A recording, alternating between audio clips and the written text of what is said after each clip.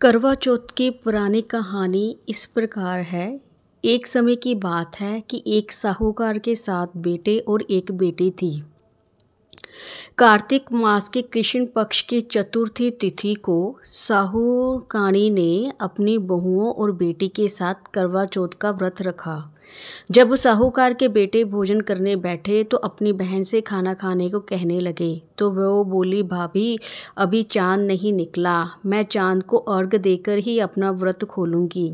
साहूकार के बेटे अपनी बहन से बहुत प्रेम करते थे, वह उसे भूख से व्याकुल नहीं देख पाए। उन्होंने नगर के पास की एक पहाड़ी पर दीपक जलाकर चलने की ओट में रख दिया और बहन से बोले, देख बहन, चांद निकल आया, अब तो तू अपना व्रत खोल सकती हो।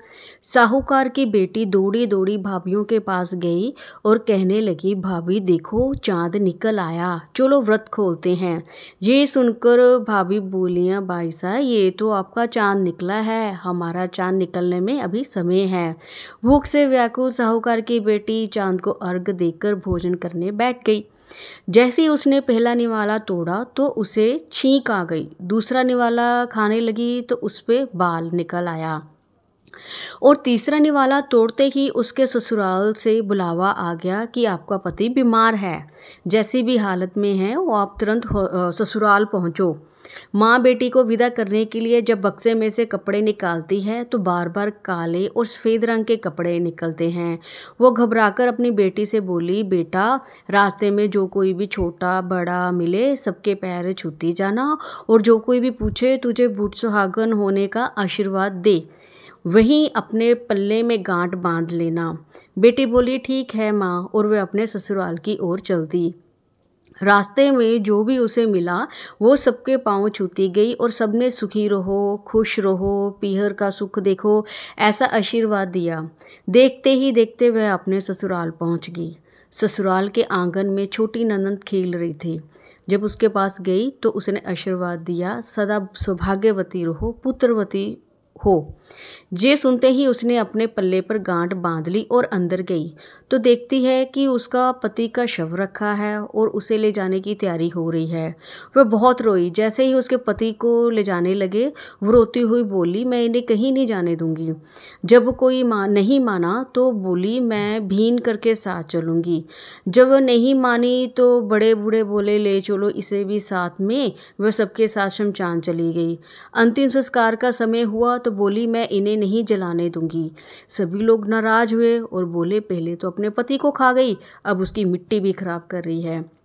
लेकिन उसने किसी की नहीं सुनी और अपने पति को लेकर बैठ गई। परिवार के बड़ों ने निर्णय लिया कि इसे यहीं रहने दो और एक झोपड़ी डलवा दो। वह झोपड़ी में ही अपने पति को लेकर रहने लगी और पति की सफाई करती रही, उसके पास बैठी रहती। दिन में 2 बार उसकी छोटी ननद खाना दिए आती थी।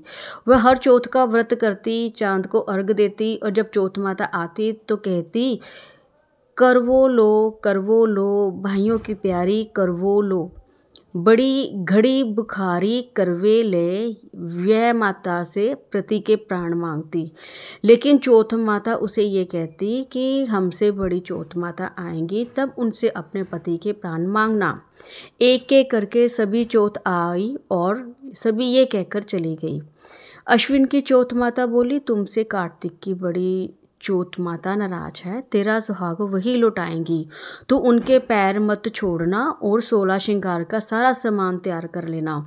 जब कार्तिक की बड़ी चौथ करवा चौथ आई तो उसने अपनी छोटी ननद से 16 श्रृंगार का सामान मंगवाया, करवे भी मंगवाए। जब सास को ये पता चला तो वह बोली, पागल हो गई है, जो मांगती है दे आओ। साहूकार की बेटी ने करवा चौथ का व्रत रखा, जोत करी। जैसे ही चौथ माता प्रकट हुई तो बोली, करवा लो भाइयों की प्यारी, करवा ले, घड़ भूखरी करवा ले, दिन में चांद उगने वाली करवा ले।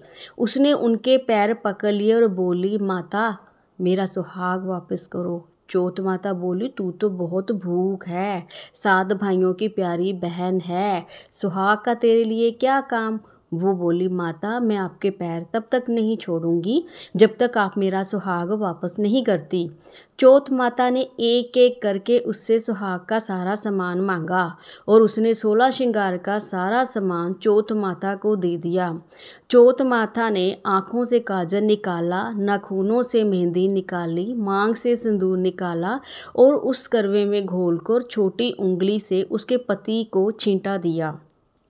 छींटा देते ही उसका पति जीवित हो गया और चौथ माता जाते जाते उसकी झोपड़ी पर लात मार गई, जिससे उसकी झोपड़ी महल बन गई और उसका पति जीवित हो गया। जब जे छोटी ननद खाना लेकर आई तो देखा भाभी की झोपड़ी की जगह एक महल खड़ा है।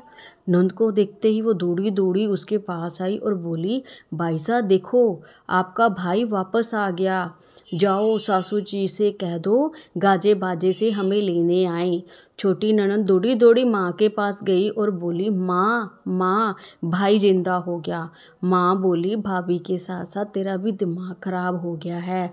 वो बोली, नहीं माँ, मैंने देखा है, सच में भाई जिंदा हो गया है। सभी घर वाले गाजे बाजे के साथ अपने बेटे को लेने पहुँचे। बेटे को जिंदा देखकर सास बहू के पैर छूने लगी और बहू सास के पैर छूने लगी। बहू बोली, माता जी देखो, आपका बेटा वापस आ गया। सास बोली, बहू मैंने तो साल भर पहले ही इसे भेज दिया था, ये तो तेरे भाग्य से वापस आया है। हे चौथ माता, जैसे पहले लड़की के साथ करी वैसे किसी के साथ मत करना, और जैसे बाद में उसे अमर सुहाग दिया है वैसे ही इस कथा को कहते सुनते और हुकार भरते सब पे कृपा करना। जय चौथ माता। हैप्पी करवा चौथ टू ऑल लेडीज़। और सॉन्ग करवा चौथ करवड़ा भी मेरे चैनल पे अवेलेबल है। Thank you.